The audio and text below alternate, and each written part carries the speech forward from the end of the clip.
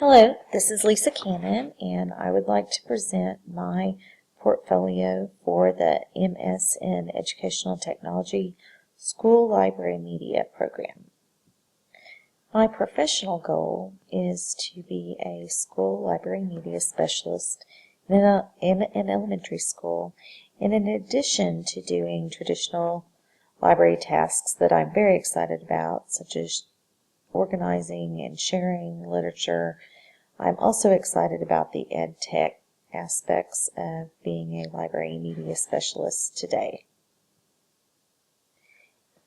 As I've worked through the school library media program, I'm finding that the job description is very broad and also very deep, and it also very much ties into the individual district where a librarian is employed. There is a lot of possibility in the library position, and it's a place where you can really integrate the 21st century skills as you work with students throughout the school and teachers throughout the school.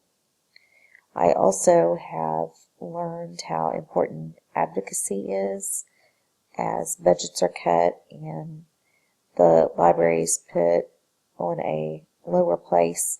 It's important for the librarian to keep the library relevant and also to make sure that the teachers and the administrators know just how much the library does for the school. In each of 5 standards, I have artifacts that show coursework and activities that I've completed that relate to that standard. For Standard 1, Teaching for Learning, I have a Constitution Day lesson plan that I did in collaboration with a 2nd grade teacher in her class. I have a tutorial on how to use the Comprehensive Children's Literature Database, and I have a Mission Standards Activities Alignment that really shows how a school's mission statement aligns with standards and how to plan activities and lessons in the library that support both the mission statement and the standards. And then the 4th artifact I have is a e-portfolio that I just finished creating in the EdTech 5103 class, Advanced Computer Applications.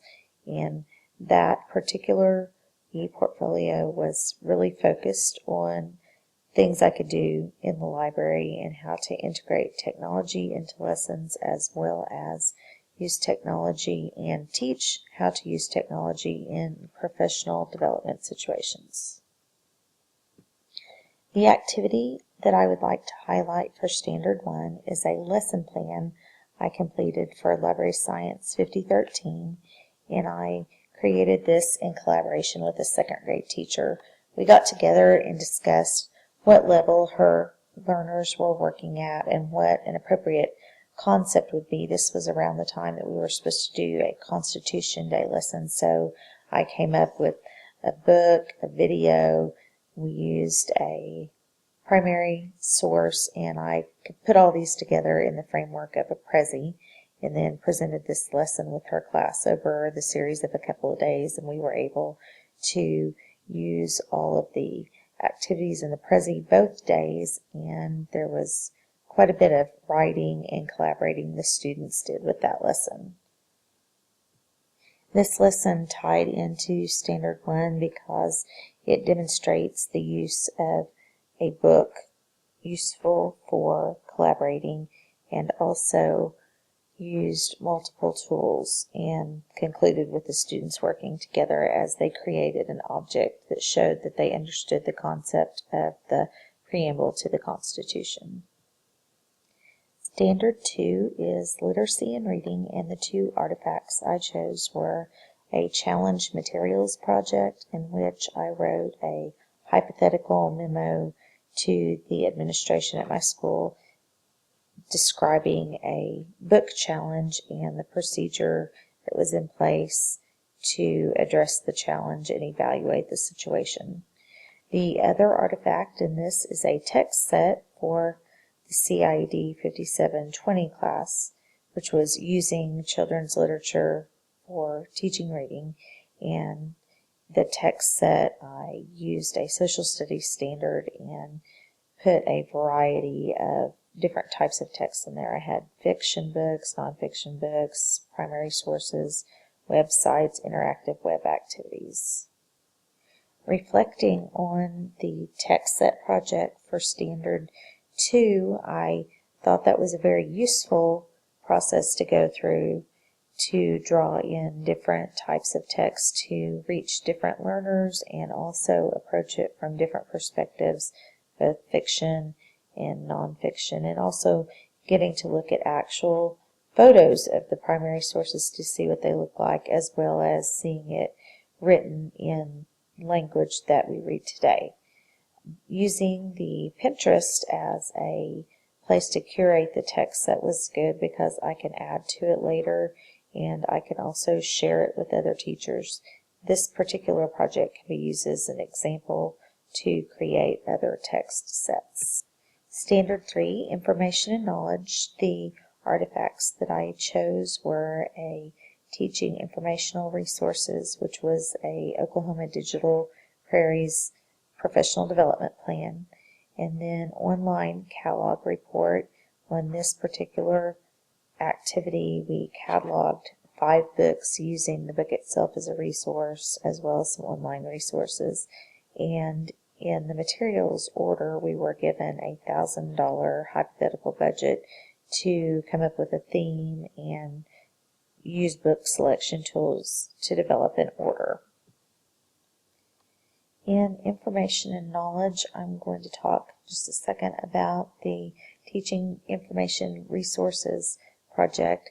This project talked about introducing Oklahoma Digital Prairies to elementary teachers, and at my school I wasn't really familiar with this resource before the class, and I devised a professional development where we talked about the differences between databases and search engines, and then did a guided lesson with teachers learning to use the different databases in Digital Prairie, and then they created their own lesson based on the grade they taught. In doing this project, that made sure the teachers were aware of a resource that was already available and that they were aware of best practices for conducting student research with students and which tools worked best for which scenario. Standard 4 is Advocacy and Leadership, and the artifacts in my portfolio are a website that I created to represent the library, and it had different components. It had student, teacher, resource, community components, and an advocacy component, and as well as contact information. A PR plan was a overall roadmap for the school year and different activities in the library, after school, book promotions, and other program promotions. And then the final one was a professional development presentation that could be given either to teachers or at a conference, and it was about digital citizenship resources available online. I will talk just a second about the professional development component that I came up with. This process was good because as a library media specialist, I might be called upon to do professional development that has to do with educational technology, and this framework gave me a setup to base other professional developments on. I did find quite a few resources that are relevant in the Library Media Center, as well as meeting technology standards for the school, and developing a presentation in this format, put it in place that I could either use it out of school or at a conference or with other teachers. The Standard 5 is Program Management and Administration, and the artifacts in this section are a library case study I visited with our high school librarian about different aspects of being a library administrator and different tasks and roles that she played. I did a facility redesign for our existing library, which at one point had been a cafeteria, and I got to watch it transform, and I made some notes of things to bring it a little more library looking. And then a weeding project for the third activity, where I went through a section of books in the library and removed books that were no longer relevant. The activities in Standard 5 were very useful because these are all things that will happen when I have a library of my own. I especially learned a lot in the case study as we went through different topics with the high school librarians, such as collection development, budgeting and resources, and other issues that come up. I think activities like this were a good basis for thinking about developing a professional learning network and meeting with librarians in different contexts at different types of schools and learning how they approach different library procedures and issues. Thank you for listening to my presentation of my portfolio, and I just want to say a lot of these activities have me thinking about places that I could go from there to continue learning from different librarians and other ed tech professionals about issues and strategies and just how to run a library. Thank you.